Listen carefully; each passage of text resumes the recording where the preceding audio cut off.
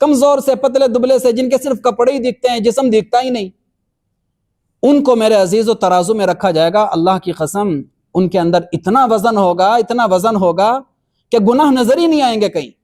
اعوذ باللہ من الشیطان الرجیم، بسم اللہ الرحمن الرحیم، الف لام میم صاد، کتاب انزل الیک فلا یکن فی صدرک حرج منہ لتنذر به وذکرى للمؤمنین، اتبعوا ما انزل الیکم من ربکم ولا تتبعوا من دونه اولیاء قلیلا ما تذکرون، وَكَم مِّن قَرْيَةٍ أَهْلَكْنَاهَا فَجَاءَهَا بَأْسُنَا بَيَاتًا أَوْ هُمْ قَائِلُونَ فَمَا كَانَ دَعْوَاهُمْ إِذْ جَاءَهُمْ بَأْسُنَا إِلَّا أَن قَالُوا إِنَّا كُنَّا ظَالِمِينَ فَلَنَسْأَلَنَّ الَّذِينَ أُرْسِلَ إِلَيْهِمْ وَلَنَسْأَلَنَّ الْمُرْسَلِينَ فَلَنَقُصَّنَّ عَلَيْهِمْ بِعِلْمٍ وَمَا كُنَّا غَائِبِينَ وَالْوَزْنُ يَوْمَئِذٍ الْحَقُّ فمن ثقلت موازینہ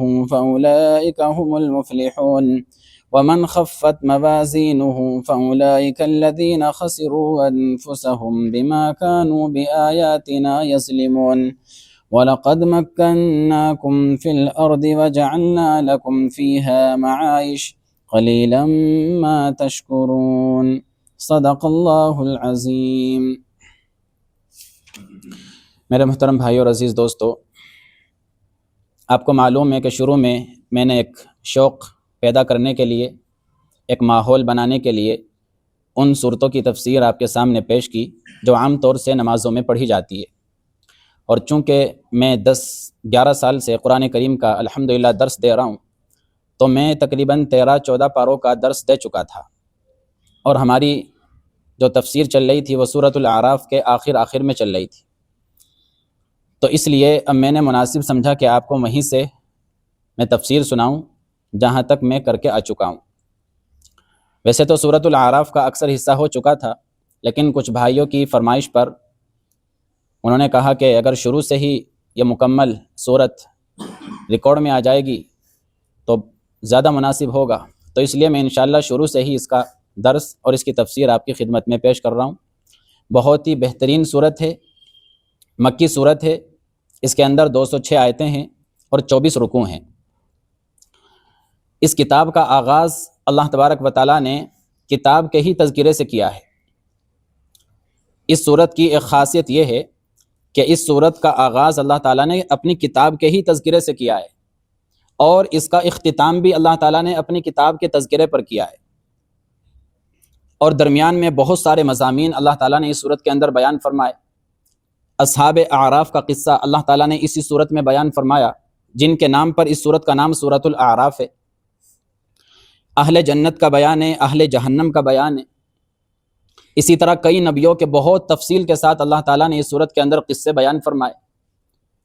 حضرت آدم اور ابلیس کا قصہ ہے، حضرت موسیٰ علیہ السلام کا فرعون کے ساتھ بہت تفصیل کے ساتھ اللہ نے قصہ بیان فرمایا، اور بنی اسرائیل کی حکم عدولیہ، ان کی نافرمانیاں، ان کی شرارتیں بہت تفصیل کے ساتھ اللہ نے بیان کی۔ اسی طرح کئی اور انبیاء کے تفصیل کے ساتھ اللہ تعالیٰ نے قصے اس سورت کے اندر بیان فرمائے۔ اس سورت کی ایک خاص بات یہ ہے کہ اس سورت میں 4 جگہ پر اللہ تبارک و تعالیٰ نے یا بنی آدم کہہ کر خطاب فرمایا، اے آدم کی اولاد، بہت پیارا خطاب ہے۔ 4 جگہ پر اللہ تعالیٰ نے اسی انداز میں لوگوں سے بات کی ہے، اے آدم کی اولاد۔ تو بہت بہترین صورت ہے میرے عزیزو، درخواست کروں گا کہ اس صورت کو آج آپ شروع کر رہے، نیت کر لیجئے انشاءاللہ اس کو ایک دن مکمل بھی کریں گے، اور انشاءاللہ از اول تا آخر مکمل اس صورت کو ہم اس کی تفسیر کے ساتھ انشاءاللہ سماعت کریں گے، اور جو کچھ اللہ تعالیٰ نے اس کے اندر بیان فرمایا اس پر انشاءاللہ عمل کرنے کی بھی کوشش کریں گے۔ اب دیکھیے اللہ فرماتے ہیں الف لام میم صاد۔ بہت ساری صورتوں کے آغاز میں آپ نے دیکھا ہوگا کہیں الف لام میم، کہیں الف لام میم را، کہیں حا میم، اور کہیں الف لام میم صاد، اس طرح کے الفاظ آتے ہیں۔ ان الفاظ کو بولتے ہیں حروف مقطعات، اور حروف مقطعات کا مطلب ہوتا ہے وہ حروف جن کو توڑ توڑ کر پڑھا جاتا ہے، الف لام میم صاد۔ اب ظاہر سی بات ہے ان کے کوئی معنی اور مطلب نہیں ہوتے۔ الف کا کیا مطلب ہے اور میم کا کیا مطلب ہے اور را کا کیا مطلب ہے۔ اسی لیے علماء نے بہت سارے معنی اور مطلب بیان کرنے کی کوشش تو کی اپنے اپنے قیاس کے مطابق، اندازے کے مطابق، لیکن قرآن اور حدیث سے ان کے معنی کا کوئی واضح ثبوت ہمیں نہیں ملتا۔ اس لیے اکثر علماء یہ کہتے ہیں کہ ان کے معنی اور مطلب کو بس اللہ ہی جانتا ہے، اللہ کے علاوہ کوئی نہیں جانتا ان کا مطلب کیا ہے۔ تو اس سورت کا آغاز بھی اللہ تعالیٰ نے حروف مقطعات سے کیا ہے۔ اس کے بعد فرمایا کتاب انزل الیک فلا یکن فی صدریک حرج منہ، یہ ایک کتاب ہے جو میرے محبوب آپ کی طرف نازل کی گئی، اس لیے اس کتاب کی وجہ سے آپ اپنے دل میں، اپنے سینے میں کوئی گھٹن محسوس نہ کریں۔ اس کتاب کی تبلیغ کی وجہ سے، اس کتاب کے سمجھانے کی وجہ سے، اس کتاب کو لوگوں تک پہنچانے کی وجہ سے آپ اپنے دل کے اندر کوئی تنگی اور کوئی گھٹن محسوس نہ کریں۔ تو کیا ہمارے آقا صلی اللہ علیہ وسلم کتاب کی وجہ سے اپنے دل میں کوئی گھٹن محسوس کرتے تھے، کوئی تنگی محسوس کرتے تھے؟ اور اگر حضور اپنے سینے میں اس کتاب کی تبلیغ کے حوالے سے کوئی گھٹن محسوس کرتے تھے تو اس کا مطلب کیا ہے؟ تو علماء نے میرے عزیزو دو مطلب لکھے ہیں بہت پیارے۔ پہلا مطلب تو یہ ہے کہ جب وحی نازل ہوتی تھی، جب یہ کتاب ہمارے آقا علیہ الصلوۃ والسلام کے دل پر نازل ہوتی تھی تو وحی کا بوجھ اللہ کے رسول صلی اللہ علیہ وسلم اپنے دل کے اوپر محسوس کرتے تھے۔ دل کے اندر ایک گھٹن اور ایک تنگی اور ایک بوجھ محسوس کرتے تھے جو کہ اللہ کے کلام کی عظمت کی وجہ سے آپ کے دل کے اوپر محسوس ہوتا تھا۔ آپ کو معلوم ہے میرے عزیزو کہ سخت سردی کے موسم میں ہمارے آقا علیہ الصلوۃ والسلام کے اوپر جب وحی نازل ہوتی تھی تو پیشانی مبارک سے پسینے کے قطرے ٹپکتے تھے، اتنا بوجھ پڑتا تھا آپ کے سینے پر، آپ کی طبیعت پر وحی کا بوجھ۔ اسی طرح کبھی آپ کسی سواری پر چل رہے ہوتے تھے، اسی حالت میں وحی کا نزول شروع ہو جاتا تھا، تو روایت کے اندر آتا ہے وحی کا اتنا بوجھ پڑتا تھا اللہ کے رسول کے اوپر کہ اس بوجھ کا اثر آپ کی سواری بھی محسوس کرتی تھی، سواری کی کمر جھک جاتی تھی، اتنا بوجھ پڑتا تھا۔ ایک صحابی فرماتے ہیں ایک دفعہ اللہ کے رسول صلی اللہ علیہ وسلم میری ران پر اپنا سر رکھ کے لیٹے ہوئے تھے، اسی حالت میں وحی نازل ہونا شروع ہو گئی، تو میں نے ایسا محسوس کیا کہ حضور کے مبارک سر کے وزن کی وجہ سے میری ران کی ہڈی ٹوٹ جائے گی، حالانکہ وہ حضور کے سر کا وزن نہیں تھا، وہ وحی کا وزن تھا، اللہ کے کلام کی عظمت کا وزن تھا۔ اسی لیے قرآن میں اللہ نے فرمایا لو انزلنا هذا القرآن على جبل لرأيته خاشعا متصدعا من خشیۃ اللہ، اس کتاب کو، اس وحی کو اگر ہم کسی پہاڑ کے اوپر بھی اتار دیتے تو پہاڑ بھی ریزہ ریزہ ہو جاتا۔ تو میرے عزیزو کہاں پہاڑ اور کہاں ایک انسان، یہ تو اللہ کے رسول صلی اللہ علیہ وسلم کا سینہ ہی اللہ تعالیٰ نے اتنا مضبوط بنایا تھا کہ وحی کے بوجھ کو اللہ کے رسول اپنے سینے کے اوپر جو ہے برداشت کر لیا کرتے تھے۔ تو یہاں پر جو فرمایا کہ آپ کے سینے کے اندر کوئی گھٹن نہ ہو، کوئی تنگی محسوس نہ کریں، تو یہ تنگی میرے عزیزو وہ وحی کے بوجھ کی وجہ سے آپ اپنے سینے کے اوپر محسوس کرتے تھے۔ بات سمجھ میں آ رہی؟ دوسرا مطلب علماء نے کیا لکھا؟ دوسرا مطلب یہ بیان کیا کہ جس ماحول میں اللہ تبارک و تعالیٰ نے آپ علیہ الصلوۃ والسلام کو دعوت اور تبلیغ کے لیے بھیجا تھا، وہ ماحول کیسا تھا؟ وہ ماحول میرے عزیزو بالکل بگاڑ کی انتہا پہ پہنچ چکا تھا۔ اس ماحول کے اندر بگاڑ ہی بگاڑ تھا، فساد ہی فساد تھا، کوئی برائی ایسی نہیں تھی جو اس ماحول میں، اس معاشرے کے اندر موجود نہ ہو۔ کفر بھی تھا، شرک بھی تھا، بدعات اور خرافات بھی تھی، قتل و غارت گیری بھی تھی، شراب نوشی بھی تھی، عصمت دری بھی تھی، آپس میں لڑائی اور جھگڑے بھی تھے، باہم عداوت اور نفرت بھی تھی، تمام کی تمام برائیاں اس ماحول کے اندر موجود تھی۔ اس ماحول میں اللہ تبارک و تعالیٰ نے اپنے محبوب سے فرمایا کہ میرے محبوب اس ماحول میں آپ لوگوں کی اصلاح کریں، میرا پیغام لوگوں تک پہنچائیں، بگڑے ہوئے معاشرے کے اندر اور بگڑے ہوئے لوگوں کے پاس جا کر میرا پیغام ان تک پہنچائیں اور ان کی اصلاح کرنے کی فکر کریں۔ آپ سوچیں میرے عزیزو، ایک پتھر ہوتا ہے نا، پتھر، ایک پتھر کو تراش کر اس کی مورت بنانا بھی آسان ہوتا ہے، ایک پتھر کو تراش کر اس کی مورت بنانا بھی آسان ہوتا ہے، لیکن بگڑے ہوئے انسان کو سیدھا کرنا بہت مشکل ہوتا ہے۔ سارا معاشرہ بگڑا ہوا ہے، بگڑے ہوئے انسان کو سیدھا کرنا بہت مشکل. وہ کسی نے خوب کہا ہے کہ میں نے ہیرے کی طرح اس کو تراشا کتنا، میں نے ہیرے کی طرح اس کو تراشا کتنا، وہ اپنی فطرت میں پتھر تھا، پتھر ہی رہا. جو لوگ فطرت کے ہی پتھر ہیں، جو لوگ اس قدر بگڑ چکے ہیں کہ ان کی فطرت کے اندر ہی ٹیڑھا پن پیدا ہو چکا ہے، تو میرے عزیزو ان سے اصلاح کی امید کیسے رکھی جا سکتی ہے اور ان کے سدھرنے کی امید کیسے کی جا سکتی ہے؟ ایسے معاشرے میں، ایسے ماحول میں اللہ تبارک و تعالیٰ نے آپ کے ذمہ لگایا، میرے محبوب لوگوں کے پاس جاؤ اور ان بگڑے ہوئے لوگوں کی اصلاح کی فکر کرو. چنانچہ میرے عزیزو ہمارے آقا علیہ الصلوۃ والسلام صبح کو نکلتے اپنے گھر سے اور شام تک لوگوں کو دعوت دیتے تھے. انفرادی دعوت بھی دیتے تھے، اجتماعی دعوت بھی دیتے تھے، اور بہت نرمی، حکمت اور محبت کے ساتھ دعوت دیتے تھے. لیکن آپ کی دعوت کے نتیجے میں ریئیکشن کیا ہوتا تھا؟ کوئی آپ کو گالیاں دیتا، کوئی آپ کو طعنے دیتا، کوئی آپ پر پتھر مارتا، کوئی آپ کو دیوانہ کہتا، کوئی آپ کو مجنوں کہتا، کوئی آپ کو معاذ اللہ جھوٹا کہتا، کوئی شاعر کہتا، کوئی کاہن کہتا. یہ ریئیکشن لوگوں کی طرف سے. اب جب آپ نہایت خیر خواہی کے ساتھ لوگوں کو دین کی دعوت دیتے اور لوگ آپ کو گالیاں دیتے، تو ان کی بدتمیزیوں کو سن کر، ان کی بدتمیزیوں کو دیکھ کر، ان کی گالیوں کو سن کر، ان کے طعنوں کو سن کر اللہ کے رسول صلی اللہ علیہ وسلم کا سینہ اندر سے اڑتا تھا. آپ اندر سے تکلیف محسوس کرتے تھے، آپ کا سینہ غم کی وجہ سے پھٹتا تھا کہ اللہ میں ان کو سمجھا رہا ہوں، نہایت محبت سے تیری بات ان تک پہنچا رہا ہوں، لیکن یہ تو سنتے ہی نہیں، یہ تو مجھے الٹا پاگل بتاتے ہیں، مجنوں اور دیوانہ بتاتے ہیں، یہ تو میری مانتے ہی نہیں، میں ان کو کس طرح سمجھاؤں؟ تو ان کے اس ریئیکشن کی وجہ سے اللہ کے رسول صلی اللہ علیہ وسلم اپنے سینے کے اندر میرے عزیزو ایک تکلیف، ایک تنگی اور ایک گھٹن اور ایک درد محسوس کرتے تھے. بس اسی گھٹن کا یہاں پر اللہ تعالیٰ نے تذکرہ کیا ہے، اور قرآن میں کئی جگہ پر میرے عزیزو اللہ تعالیٰ نے اس بات کو بیان کیا کہ انسانیت کی بھلائی کی وجہ سے میرے محبوب آپ اپنے دل کے اندر جو گھٹن محسوس کرتے ہیں، جو رنج و غم محسوس کرتے ہیں، میں اس کو دیکھ رہا ہوں، سب کچھ میری نظر میں. ایک جگہ پر اللہ نے فرمایا وَلَقَدْ نَعْلَمُ أَنَّكَ يَضِيقُ صَدْرُكَ بِمَا يَقُولُونَ. لوگ آپ کو جو کچھ کہتے ہیں میرے محبوب، آپ یہ نہ سمجھیں کہ ہمیں معلوم نہیں، ہمیں سب معلوم ہے.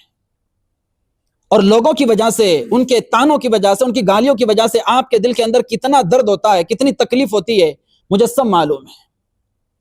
اور آگے بڑے پیار سے نصیحت فرمائی میرے محبوب، لوگوں کے اس ریئیکشن کی وجہ سے، ان کی گالیوں کی وجہ سے جب بھی آپ کا دل ٹوٹ جائے، آپ احساس کریں، آپ اندر سے اپنے آپ کو ٹوٹا ہوا محسوس کریں، تو میرے محبوب آپ دو کام کر لیا کریں، آپ کو تسلی ملا کرے گی.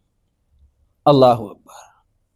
پہلی بات یہ فسبح بحمد ربک، جب بھی آپ کو احساس ہو لوگوں کے ریئیکشن کی وجہ سے، میرے محبوب اللہ تعالیٰ کی تعریف شروع کر دیا کرو، اللہ کی تعریف شروع کر دیا کرو، اللہ کی تعریف، اللہ کی تسبیح پڑھا کرو، تحمید بیان کیا کرو، اللہ کا ذکر کیا کرو، آپ کے دل کو سکون ملے گا.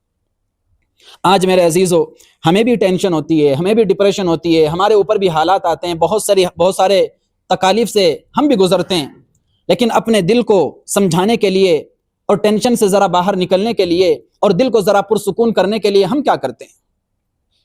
ہم کیا کرتے ہیں؟ یوٹیوب کھول کے بیٹھ جاتے ہیں، فیس بک کھول کے بیٹھ جاتے ہیں، کوئی مووی اور ڈرامہ دیکھنے لگتے ہیں، اس طرح کی چیزیں دیکھنے لگتے ہیں. کس لیے؟ تاکہ ذرا سا دل کے اندر سکون پیدا ہو جائے. حالانکہ میرے عزیزو آپ اپنے دل کا درد اور دل کا غم دور کرنے کے لیے جس چیز کے اندر سکون محسوس کر رہے ہو، اس میں تو سکون ہے ہی نہیں. یہ تو زہر کا تریاق ہے ہی نہیں، یہ تو زہر ہے. تم نے اس کو تریاق سمجھ لیا، یہ تو زہر ہے. یہ بیماری کے لیے شفا نہیں، خود بیماری ہے. وہ جیسے ہمارے حضرت نے فضائل اعمال میں ایک شعر لکھا نا، میر کیا سادہ ہیں، بیمار ہوئے جس کے سبب اسی عطار کے بیٹے سے دوا لیتے ہیں. ارے یہ تو خود بیماری ہے جس میں تم شفا دیکھ رہے ہو، محسوس کر رہے ہو. یہ تو خود زہر ہے جس کو تم تریاق سمجھ رہے ہو. اللہ کہتے ہیں اپنے محبوب سے، میرے محبوب جب بھی اپنے دل کے اندر رنج و غم اور درد محسوس کریں تو کیا کریں؟ فسبح بحمد ربک، مجھے یاد کرو، میرا ذکر کرو، تسبیح پڑھو. ان چیزوں سے میرے محبوب آپ کو سکون ملے گا.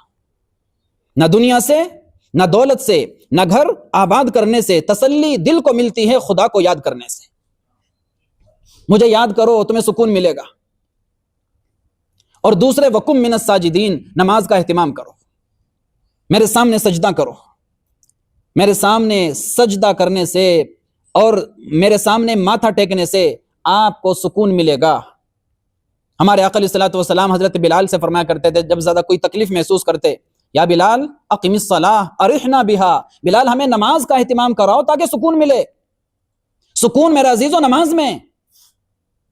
تو اللہ فرماتے ہیں میرے محبوب جب بھی یہ صورتحال سے آپ کو گزرنا ہو یا آپ گزرتے ہو، ایک تو میرا ذکر کر لیا کرو، ایک نماز پڑھ لیا کرو، انشاءاللہ سکون ملے گا۔ تو میرے عزیزو آپ اپنے سینے میں جو تنگی، جو گھٹن، جو تکلیف محسوس کرتے تھے، وہ لوگوں کے ریئیکشن کی وجہ سے، لوگوں کی بکواسات، ان کی بدتمیزیاں، ان کے تانے اور ان کے گالیوں کی وجہ سے آپ اپنے دل کے اندر یہ تنگی محسوس کرتے تھے، جس کا اللہ تعالیٰ نے یہاں پر بیان فرمایا ہے۔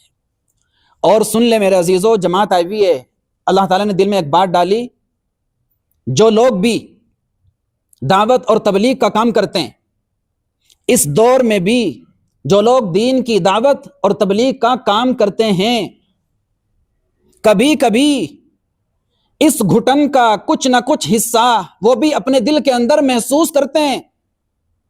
یہ جو انسانیت کا درد اللہ کے رسول کے دل کے اندر تھا، حضور لوگوں کو جا کر کے دعوت دیتے تھے اور پھر ان کے ریئیکشن کی وجہ سے آپ کڑتے تھے، آپ کا دل پھٹتا تھا اور آپ کا دل رنج و غم کی وجہ سے بھر جایا کرتا تھا۔ آج کے دور میں بھی جو لوگ دعوت اور تبلیغ کا کام کرتے ہیں، اس درد کا کچھ نہ کچھ حصہ اپنے دل کے اندر محسوس کرتے ہیں۔ کب؟ جب کوئی دین کا سچا داعی اخلاص کے ساتھ، اخلاص کے جذبے کے ساتھ، صرف اور صرف اللہ کو راضی کرنے کے جذبے کے ساتھ لوگوں کے پاس جاتا ہے، اللہ کا پیغام لے کر اپنی جان لگاتا ہے، اپنا مال لگاتا ہے، اپنا وقت لگاتا ہے، لوگوں سے بھیک مانگتا ہے، صرف اللہ کی خاطر تھوڑیوں میں ہاتھ ڈال کر گفتگو کرتا ہے، لوگوں کی منت سماجت کرتا ہے، ان کے لیے آسانیاں اور سہولتیں فراہم کرتا ہے، قربانیاں دیتا ہے، اور پھر لوگ، کوئی تو ایسا کہتا ہے کہ آؤں گا لیکن نہیں آتا، کہتے ہیں جائیں گے لیکن نہیں جاتے، اور کوئی ایسا کہ ریئیکشن کے طور پر انہی لوگوں کو گالیاں دیتا ہے، ان کو اپنا دشمن سمجھتا ہے، ان سے نفرت کرتا ہے، ان سے حسد کرتا ہے، طرح طرح کے ان پر طنز تنقید اور ان کو طعنے دیتا ہے۔ ان تمام صورتحال سے دین کا ایک سچا داعی جب گزرتا ہے تو آج بھی میرے عزیزو اپنے دل کے اندر وہ اس گھٹن کا کچھ نہ کچھ حصہ محسوس کرتا ہے۔ اللہ میں تو ان کی خیر خواہی کے لیے ان کے پاس جا رہا ہوں، تیرے دین کی طرف بلانے کے لیے، تیرا دین کا پیغام لے کر ان کے پاس جا رہا ہوں، یہ میرے ساتھ کیا کچھ کر رہے، یہ میرے اوپر کیسے کیسے فتوے لگا رہے۔ تو پھر وہ اپنے اس کا دل دکھتا ہے میرا عزیز، دل دکھتا ہے، دل کڑتا ہے۔ اور یاد رکھیں میرا عزیزو، خوش نصیب ہیں وہ لوگ خوش نصیب ہیں، خدا کی قسم کھا کر کہہ رہا ہوں، خوش نصیب ہیں وہ لوگ جو اللہ کے دین کی وجہ سے، دین کی دعوت اور تبلیغ کی وجہ سے، دین کی خدمت کی وجہ سے اپنے دل کے اندر درد محسوس کرتے ہیں، ان کو رنج و غم محسوس ہوتا ہے۔ خوش نصیب ہیں وہ لوگ۔ اور یاد رکھیں میرے عزیزو، اس درد پر، اس رنج اور غم پر اللہ تبارک و تعالیٰ آپ کو وہ کچھ عطا فرمائے گا، خدا کی قسم، جو کسی بڑے سے بڑے عمل پر بھی عطا نہیں کرے گا۔ تو آج بھی ہیں بھائی، میں تو کچھ بھی نہیں، میں اپنی مثال تو نہیں دیتا، لیکن اتنا ضرور کہتا ہوں، جب ہم محنت کرتے ہیں نہایت اخلاص کے ساتھ، قرآن لوگوں کو سنانا چاہتے ہیں، دعوت دیتے ہیں، ماحول بناتے ہیں، بہت تیاری کرتے ہیں، ہفتہ بھر جو درس کی تیاری کرتے ہیں، کئی ساری کتابیں دیکھتے ہیں، رات دن ایک کرتے ہیں، اور پھر اعلان کرتے ہیں بھائی بیٹھو ذرا سنو، اور پھر لوگ توجہ نہیں دیتے، لوگ سنتے نہیں، تو آپ خود بتائیں تکلیف ہوگی کہ نہیں ہوگی؟ پھر ہماری دعوت پر کوئی لبیک نہ بولے، کوئی اللہ کے کلام کے لیے میری آواز چھوڑو، میری آواز تو کچھ نہیں، اللہ کے کلام کی دعوت پر، قرآن کی نسبت پر کوئی آدمی آدھا گھنٹہ بھی نہ دے سکے، پون گھنٹہ بھی نہ دے سکے، 50 منٹ بھی نہ دے سکے، اور زبان سے تو کوئی نہیں کہتا، لیکن عمل مسلمانوں کا یہ بتاتا ہے کہ مفتی صاحب یہ جو تم جس قرآن کی دعوت کی بات کر رہے ہو، معاذ اللہ ثم معاذ اللہ، یہ ہماری مصروفیات سے بڑھ کر نہیں ہے، یہ ہمارے کاروبار سے بڑھ کر نہیں ہے، یہ ہمارے بیوی بچوں سے بڑھ کر نہیں ہے، یہ ہماری ضروریات سے بڑھ کر نہیں ہے۔ اعلان سننے کے باوجود مسجد چھوڑ کے باہر نکل جاتے ہیں۔ اس سے پتہ یہ چلتا ہے میرے دوستو عزیزو کہ قرآن کی ہمارے دلوں کے اندر اہمیت کتنی ہے، اور پھر جو سینے کے اندر ہمارے گھٹن محسوس ہوتی ہے اور جو تکلیف ہوتی ہے، اس تکلیف کا کسی کے سامنے اظہار نہیں کیا جاتا، اظہار کریں گے تو صرف اللہ کے سامنے۔ کبھی کبھی اداسی ہوتی ہے، مایوسی ہوتی ہے، لیکن پھر دل کہتا ہے کر کس کے لیے رہے ہو؟ اللہ کے لیے کر رہے نا۔ کامیابی ناکامی اللہ کے ہاتھ، ہمارا کام ہے پیغام پہنچانا۔ میرا پیغام محبت ہے، جہاں تک پہنچے ہمارا کام ہے اللہ کا پیغام پہنچا دینا، ماننا نہ ماننا لوگوں کے اوپر۔ تو پھر ایک تسلی ملتی ہے، دل کو ایک سکون ملتا ہے کہ کوئی سنے نہ سنے، ہم تو اپنا کام کیے جائیں گے انشاءاللہ۔ تو بہرحال بات کہیں اور نکل گئی۔ تو آج بھی میرے عزیزو جو لوگ واقعی سچے جذبے سے کام کرتے ہیں، وہ اس گھٹن کا کچھ نہ کچھ حصہ اپنے دل میں محسوس کرتے ہیں۔ تو اللہ کہتے ہیں میرے محبوب آپ اپنے دل کے اندر یہ تنگی محسوس نہ کیا کریں۔ لِتُنذِرَ بِهِ، آپ اس کتاب کے ذریعے سے لوگوں کو ڈرائیں، آپ قرآن کے ذریعے سے لوگوں کو ڈرائیں۔ نبی بشیر بھی ہوتا ہے، نذیر بھی ہوتا ہے۔ بشیر کا مطلب بشارت دینے والا، خوشخبری دینے والا، اور نذیر کا مطلب ڈرانے والا۔ لیکن ڈرانے والے دو طرح سے ہوتے ہیں۔ ایک تو ڈرانے والا ہوتا ہے، ایک تو ڈرانا یہ ہوتا ہے کہ جیسے آدمی کسی سانپ سے ڈراتا ہے، کسی شیر سے ڈراتا ہے، کسی دشمن سے ڈراتا ہے، یہ بھی ایک ڈرانا ہے۔ ایک ڈرانا ہے محبت اور خیرخواہی کے جذبے سے ڈرانا، جیسے ماں باپ اپنی اولاد کو ڈراتے ہیں، ماں باپ بھی تو ڈراتے ہیں اپنی اولاد کو، لیکن محبت کے جذبے سے، خیرخواہی کے جذبے سے۔ اسی طرح نبی بھی میرے عزیز اپنی قوم کو ڈراتا ہے، لیکن محبت کے اور خیرخواہی کے جذبے سے ڈراتا ہے۔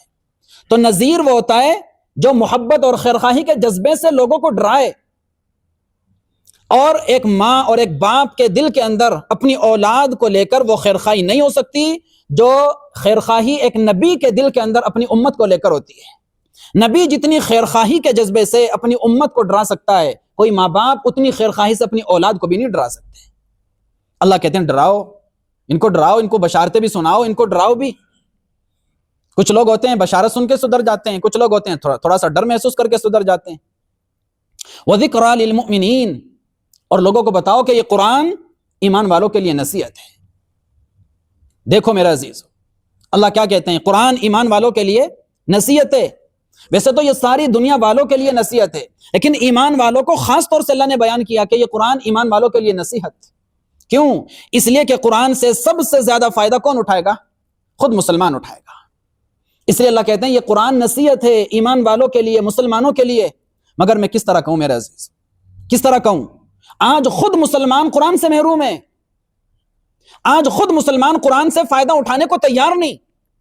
مجھے بتاؤ اس سے بڑا محروم انسان کون ہوگا جو پیاس پیاس پکارے اور اس کے گھر کے اندر ٹھنڈا میٹھا پانی رکھا ہوا ہو اور وہ سیراب نہ ہو؟ اس سے بڑا بے وقوف کون ہوگا جو بھوک اور بھوک پکارے، اس کے گھر کے اندر بہترین کھانا رکھا ہوا ہو اور وہ فیضیاب نہ ہو؟ اس سے بڑا محروم انسان کون ہوگا جو ہائے ہائے پکار رہا ہے اور بہترین دوا کا نسخہ، شفا کا نسخہ اس کے گھر کے اندر موجود رکھا ہوا ہے اور وہ اس نسخے سے فائدہ نہیں اٹھاتا؟ یہ آج ہمارا حال ہے میرے عزیز۔ ہم سے بڑا محروم خدا کی قسم کوئی نہیں، ہم سے بڑا بے وقوف کوئی نہیں۔ ارے یہ قرآن نسخہ ہے میرے عزیزو، بیماریوں سے شفا کا نسخہ، کمزوریوں کا نسخہ، ہدایت کا نسخہ، ضلالت سے نکلنے کا نسخہ، رحمتوں کا نسخہ، برکتوں کا نسخہ، دکھی دلوں کو سکون دینے کا نسخہ، کامیابی کا نسخہ، ترقی کا نسخہ، سب ہر چیز کا نسخہ قرآن ہے۔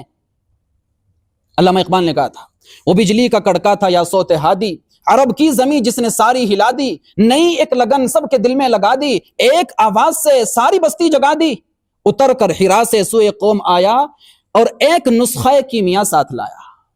اتر کر ہرا سے سوئے قوم آیا اور ایک نسخہ کیمیا ساتھ لایا۔ وہ نسخہ کیمیا کیا ہے؟ یہی تو قرآن ہے۔ ارے قرآن ہی تو نسخہ کیمیا ہے، یہی تو قرآن غار حرا میں نازل ہوا تھا۔ اسی نسخے کو، اسی قرآن کو علامہ اقبال کہتا ہے نسخہ کیمیا ہے۔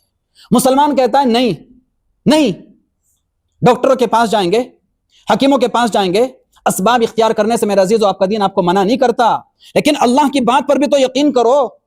اللہ کہتے ہیں کہ تمہارے لیے سب سے بہترین نسخہ خود تمہارے گھر میں موجود ہے جس کا نام ہے قرآن۔ یہ سب سے بہترین نسخہ ہے۔ آج اس نسخے کو کوئی اپنانے کو تیار نہیں۔ آج اس نسخے کو میرے عزیزوں کوئی اپنانے کو تیار نہیں، وقت نہیں ہے بات بڑھانے کا۔ اس لیے میرے عزیزوں قرآن خدا کے لیے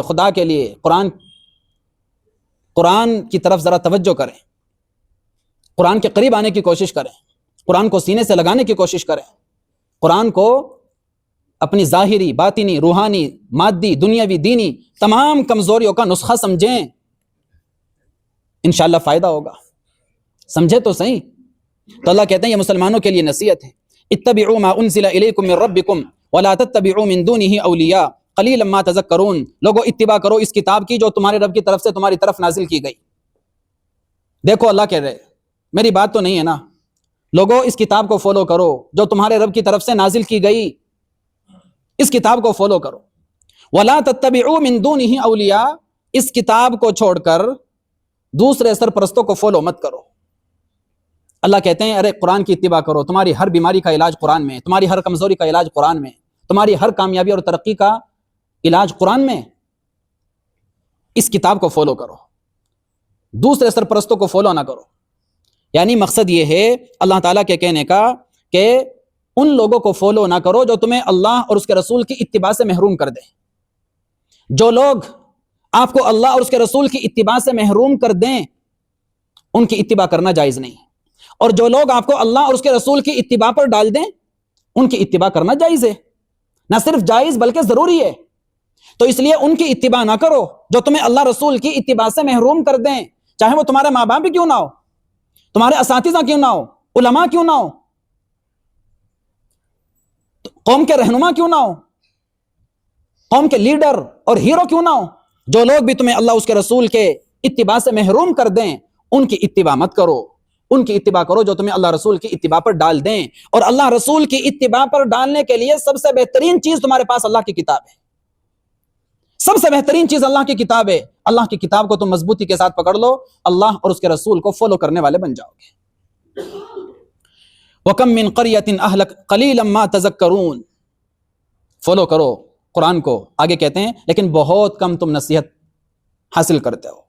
اللہ تعالیٰ بھی تو گلہ کرتا ہے نا اپنے بندوں سے، بہت کم تم لوگ نصیحت قبول کرتے ہو، بہت تھوڑی سی نصیحت، ہماری پوری بات نہیں لیتے، تھوڑی سی بات لے لیتے کہ ہاں ٹھیک ہے اس کو بھی دیکھ لیتے ہیں ذرا ٹیسٹ کر کے آزما کے، پوری نصیحت پر عمل نہیں کرتے۔ اگر تم ہماری پوری نصیحت پر عمل کرو، جیسے اللہ نے دوسری جگہ فرمایا یا ایھا الذین آمنوا ادخلوا فی السلم کافہ، ایمان والو سر سے لے کر پاؤں تک پورے اسلام کے اندر داخل ہو جاؤ۔ اگر تم الف سے لے کے یا تک ہمارے پورے دین کو فالو کرنے والے بن جاؤ، ارے پھر دنیا ہی تمہاری ہے، پھر ساری دنیا ہم تمہارے قدموں میں ڈال دیں گے۔ لیکن تم تو مانتے ہی نہیں، مانتے بھی ہو تو تھوڑی سی مانتے ہو، تھوڑی سی۔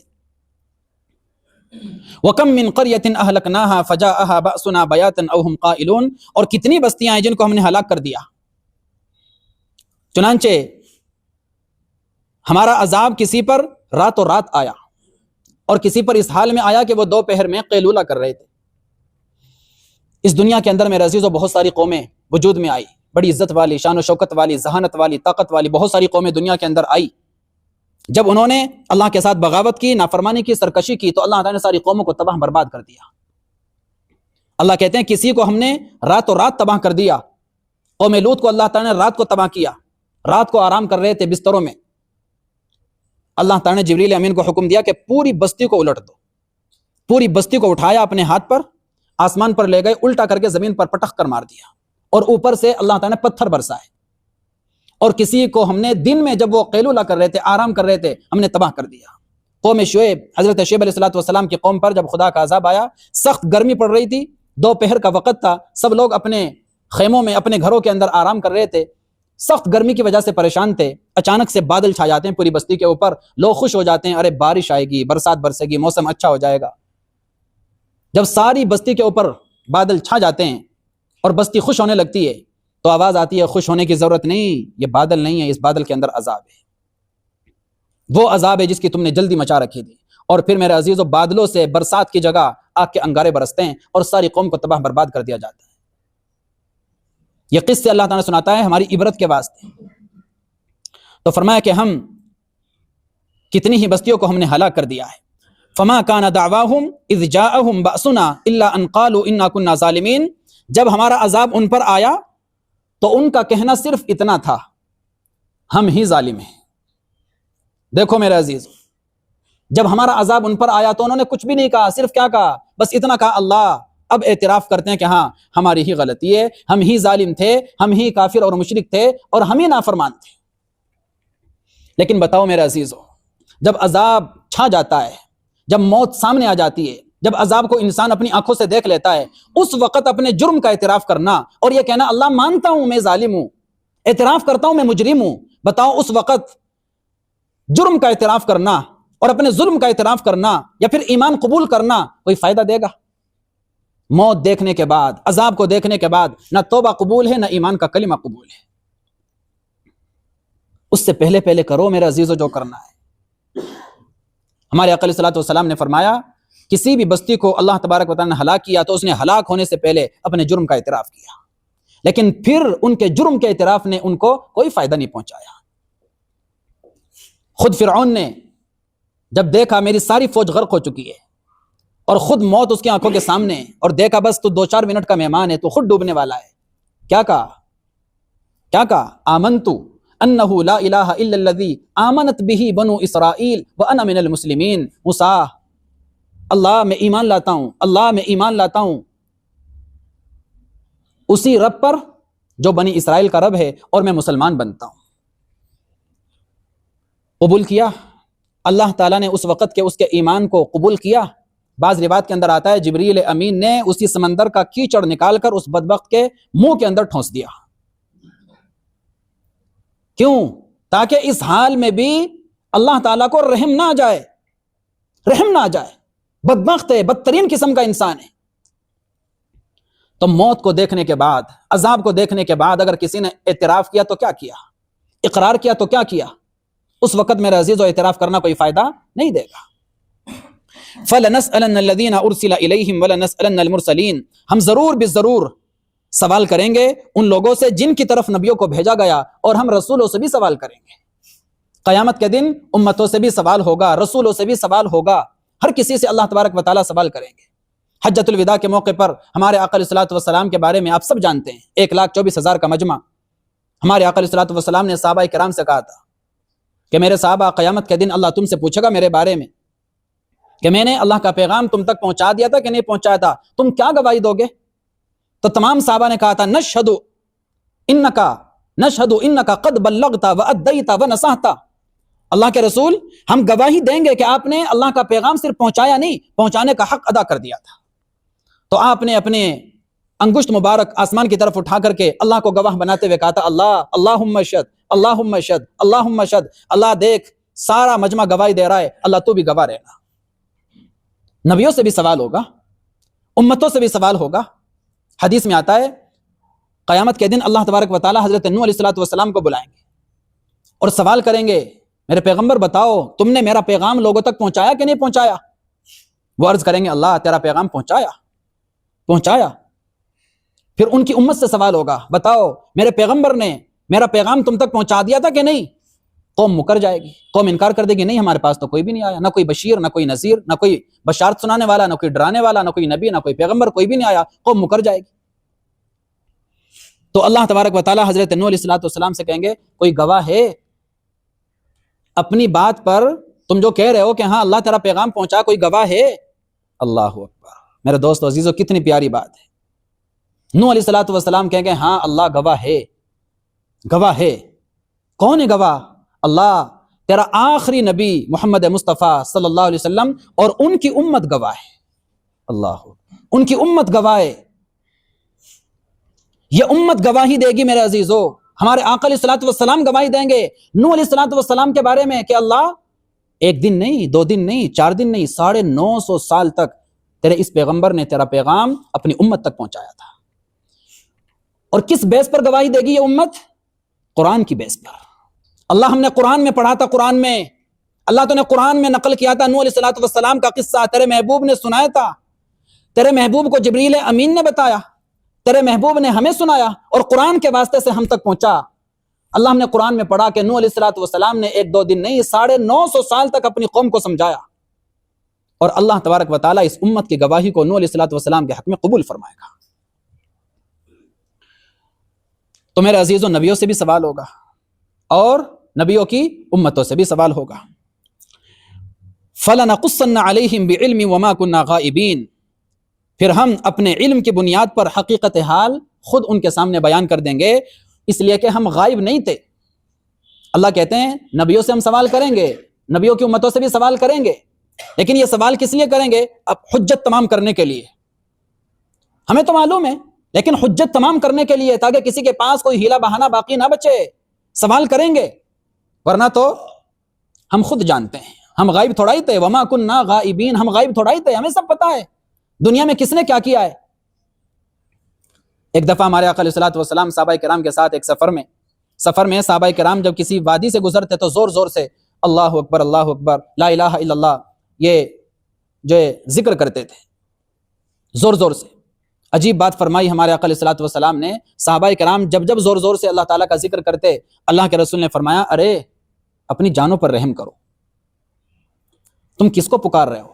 تمہارا رب کوئی بہرا تھوڑا ہی ہے، تمہارا رب کوئی بہرا تھوڑا ہی ہے جو اتنی زور زور سے پکار رہے ہو. اور فرمایا تمہارا رب کوئی غائب تھوڑا ہی ہے جو تمہارے قریب نہ ہو. ارے وہ تو ہر وقت تمہارے ساتھ ساتھ ہے، تمہارے قریب ہے. وَنَحْنُ أَقْرَبُ إِلَيْهِ مِنْ حَبْلِ الْوَرِيدِ، تمہاری جان کی رگ سے تمہارے قریب ہے، تو زور زور سے کیوں پکار رہے ہو؟ اللہ غائب نہیں ہے، اللہ تو ہر وقت کا حاضر باش ہے، ہر جگہ حاضر اور ناظر. وَالْوَزْنُ يَوْمَئِذٍ الْحَقُّ فَمَنْ ثَقُلَتْ مَوَازِينُهُ فَأُولَٰئِكَ هُمُ الْمُفْلِحُونَ. بہت پیاری آیت ہے میرے عزیز. اللہ کہتے ہیں قیامت کے دن ہم اعمال کا وزن کریں گے، اور اعمال کا وزن کرنا برحق ہے. توجہ رکھیے میرے عزیز، قیامت کے دن اعمال کا وزن کرنا برحق. ہم تمہارے اعمال کو تولیں گے، تمہارے اعمال کا وزن کریں گے. اعمال کیا ہیں؟ نماز، روزہ، زکوٰۃ، حج، ذکر، تلاوت، تسبیح اعمال ہے نا. ان اعمال کا کوئی وجود ہے؟ نہیں ہے. کوئی جسم جثہ ہے؟ نہیں ہے. پھر وزن کیسے ہوگا؟ وزن کس کا ہوتا ہے؟ وزن تو اس چیز کا ہوتا ہے جس کا کوئی وجود ہو، جس کا کوئی جسم جثہ ہو. جس چیز کا کوئی جسم جثہ ہی نہیں، اس کا وزن کیسے؟ نماز کو کیسے تولیں گے؟ ذکر کو کیسے تولا جائے گا؟ تلاوت کو کیسے تولا جائے گا؟ بڑی عجیب باتیں میرے عزیزو. علماء نے 3 باتیں لکھی ہیں کہ جو یہاں پر اللہ تبارک و تعالی نے فرمایا کہ اعمال کو تولا جائے گا، اعمال کے تولنے کا مطلب یہ ہے نامہ اعمال کو تولا جائے گا، ان صحیفوں کو، ان دفتروں کو تولا جائے گا جن دفتروں کے اندر انسان کا پورا ریکارڈ موجود ہوگا، ان کو تولا جائے گا. حدیث میں آتا ہے، ترمذی شریف کی حدیث، ہمارے آقا علیہ الصلوۃ والسلام نے ارشاد فرمایا کہ میرے ایک امتی کو اللہ تبارک و تعالیٰ بلائیں گے قیامت کے دن. بہت پیاری حدیث. اور اس کی زندگی کے گناہوں کے سارے دفتر، 99 دفتر، حدیث میں آتا ہے 99 دفتر اللہ تعالیٰ اس کے سامنے کھول کر بکھیر دے گا.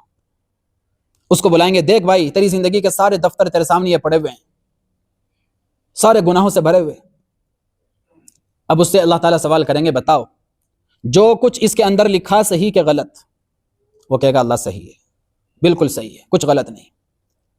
اچھا بتاؤ میرے فرشتوں نے تمہارے ساتھ کوئی زیادتی تو نہیں کی؟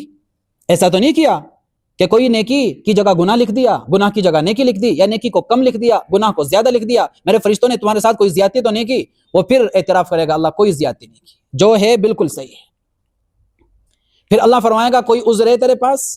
کوئی عذر ہے؟ کیوں تو نے یہ حرکتیں کی اور کیوں تو نے اتنے گناہ کیے؟ کوئی عذر ہے؟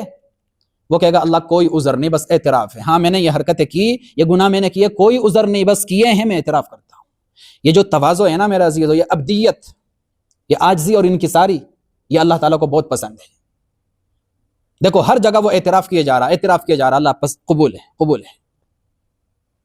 کوئی عذر ہے؟ کہے گا نہیں اللہ کوئی عذر نہیں، بس میرے گناہ ہیں، تیرے فرشتوں نے کوئی زیادتی نہیں کی، تو نے کوئی زیادتی نہیں کی، مجھے کوئی عذر بھی نہیں ہے، اور جو کچھ میں اپنی آنکھوں سے دیکھ رہا ہوں ہر چیز کا میں اعتراف کرتا ہوں.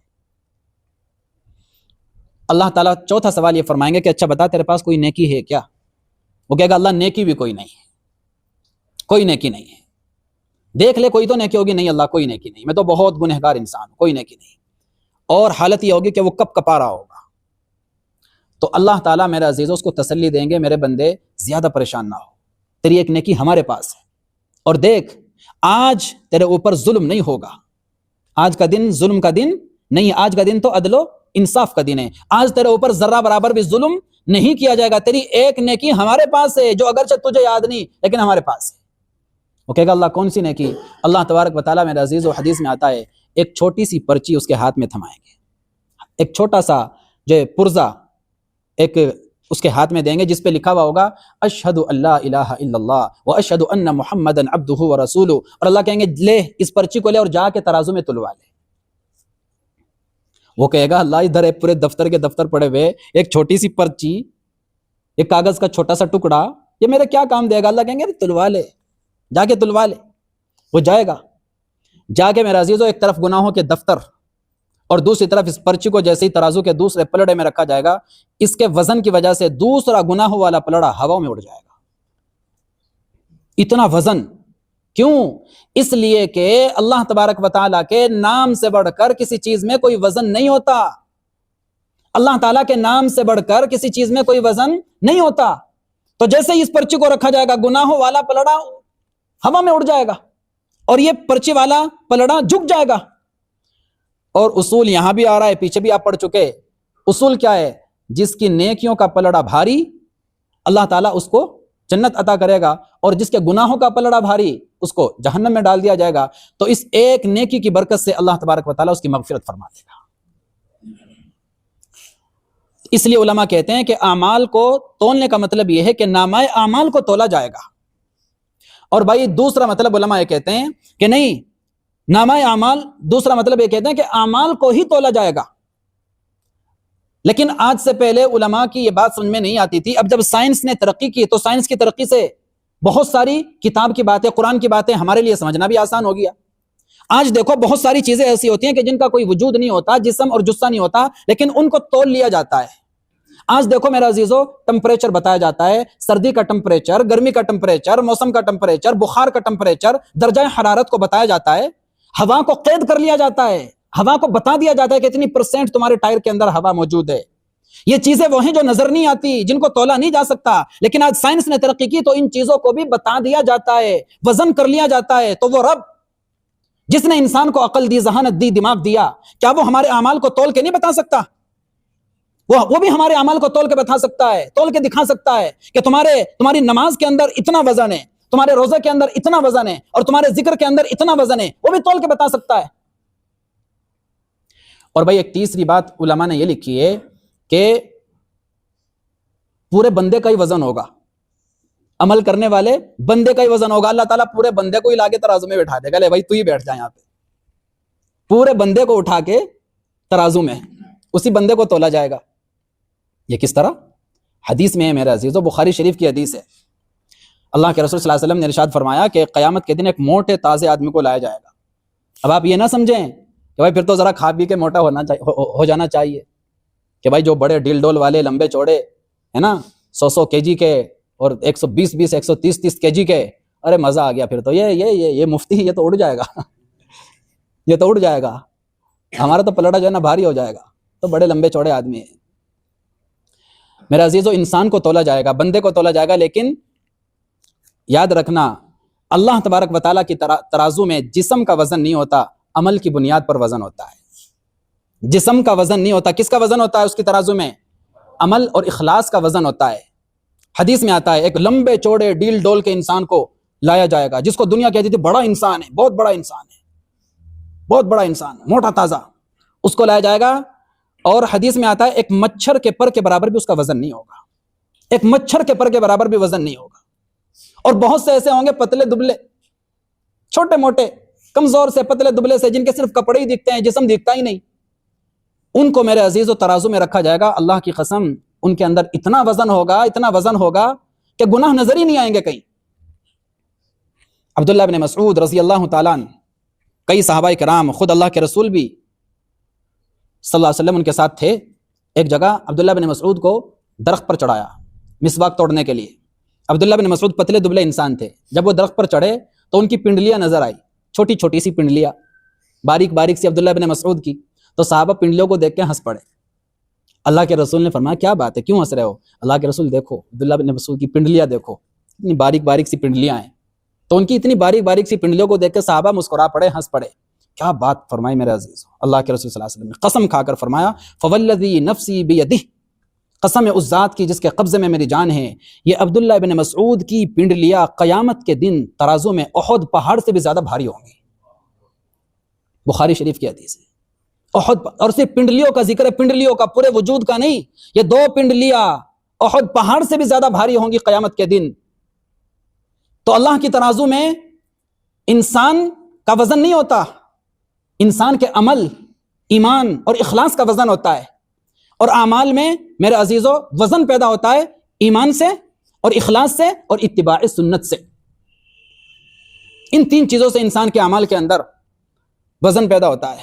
اب مجھے جو ہے نا وہ ہونے لگ گئی ہے، کیا کہتے ہیں اس کو، الجھن ہونے لگ گئی ٹائم دیکھ کے، کیونکہ وعدہ خلافی شروع ہو گئی نا۔ اب 7:15 تک کا ٹائم تھا، 9:15 تک کا، تو بھائی بس میں آگے نہیں بڑھتا ہوں، اب میں مزیدار گفتگو نہیں، اب میں آگے جو ہے اس جذبے سے بات نہیں کر سکتا۔ آپ لوگوں کے ساتھ وعدہ کر رکھا ہے، بس میں انشاءاللہ اگلے ہفتے اس کو کمپلیٹ کروں گا۔ اللہ تعالیٰ عمل کی توفیق عطا فرمائے۔ مجھے آپ لوگ چاہیے، یہ تو اگلے ہفتے بھی اس کو ہم کمپلیٹ کر لیں گے، اگر آپ نہیں آئیں گے تو پھر سنائیں گے کس کو؟ سوال کا جواب دوں یا چھوڑ دوں؟ 3 ہفتے ہو گئے اسی طرح ڈیلے کرتے کرتے، دے دوں؟ کیا بے روزگاری بھی ایک آزمائش ہے؟ ہاں بھائی آزمائش ہے۔ خود قرآن میں وَلَنَبْلُوَنَّكُمْ بِشَيْءٍ مِّنَ الْخَوْفِ وَالْجُوعِ وَنَقْصٍ مِّنَ الْأَمْوَالِ وَالْأَنفُسِ وَالثَّمَرَاتِ، اللہ فرماتے ہیں ہم ان چیزوں کے ذریعے سے، خوف کے ذریعے سے، بے روزگاری کے ذریعے سے، کئی ساری چیزیں ان کے ذریعے سے ہم تمہیں آزمائیں گے، تمہاری آزمائش کریں گے۔ تو بے روزگاری بھی میرے عزیزو ایک آزمائش ہے، لیکن آزمائش کا یہ مطلب نہیں کہ ہم چونکہ آزمائش میں تو ہاتھ پر ہاتھ دھر کے بیٹھ جائیں، نہیں۔ آزمائش کا مطلب یہ نہیں کہ ہاتھ پر ہاتھ دھر کے بیٹھ جائیں، بلکہ محنت کرو، کوشش کرو۔ ایک کام میں آپ کو کامیابی نہیں ملتی، دوسرا کام کر لو، دوسرے میں نہیں ملتی، تیسرے میں تیسرا کام کر لو، ہاتھ پر ہاتھ رکھ کے مت بیٹھو۔ انشاءاللہ کچھ دن کے بعد یہ آزمائش ختم ہو جائے گی۔ خدا نے آج تک اس قوم کی حالت نہیں بدلی جسے خود نہ ہو خیال اپنی حالت بدلنے کا۔ جو آدمی خود ہی اپنی حالت کو بدلنا نہیں چاہتا تو اللہ کیسے بدلے گا؟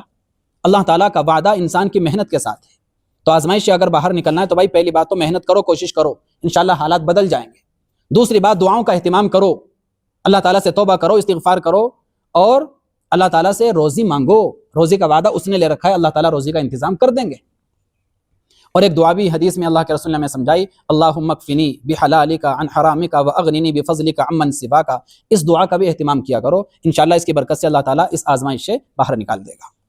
جب سے بچے کا نام محمد رکھا بیمار رہتا ہے، اول تو ایک مسلمان کو یہ بات نہیں کہنی چاہیے، کیونکہ محمد سے بڑھ کر کوئی برکتی نام دنیا میں نہیں ہو سکتا۔ خود ہمارے آقا علیہ الصلوۃ والسلام نے ارشاد فرمایا کہ اپنے بچوں کا نام میرے نام پہ رکھا کرو، کیونکہ میرے نام میں برکت ہے۔